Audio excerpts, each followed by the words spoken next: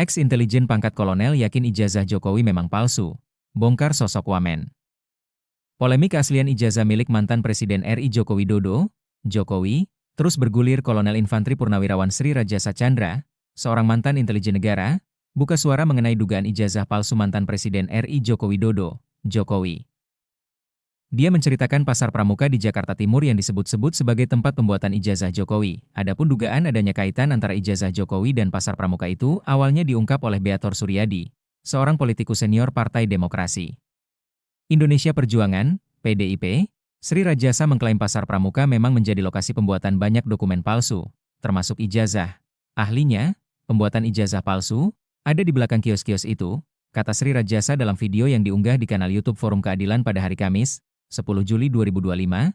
Menurut Sri Rajasa, pada tahun 1990-an tarif pembuatan ijazah palsu universitas swasta yang tidak terkenal sudah mencapai Rp8 juta. Tarif pembuatan ijazah negeri akan berbeda lagi.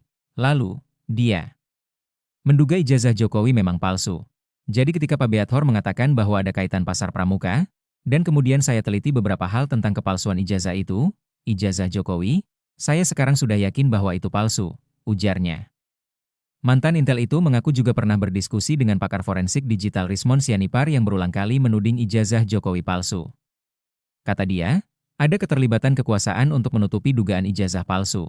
Bahkan rekam jejak ijazah ini hilang, seperti misalnya skripsi, terus kemudian lembar penilaian.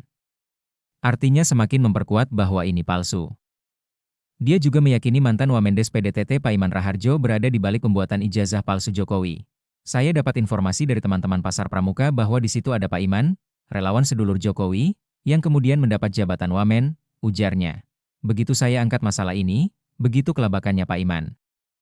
Lalu, dia menyindir Jokowi yang enggan menunjukkan ijazah aslinya sehingga kasusnya berlarut-larut. Padahal, menurut Sri Rajasa, kasus ijazah itu bisa cepat selesai jika Jokowi bersedia menunjukkan ijazahnya. Mengenai kapan pembuatan ijazah Jokowi yang diduga palsu itu, Sri Rajasa menduga ijazah itu dibuat pada tahun 2012 atau 2014. Respons kubu Jokowi usai kasus tudingan ijazah palsu naik. Penyidikan laporan tudingan ijazah palsu yang dilayangkan Presiden ke-7 RI Joko Widodo, Jokowi, di Polda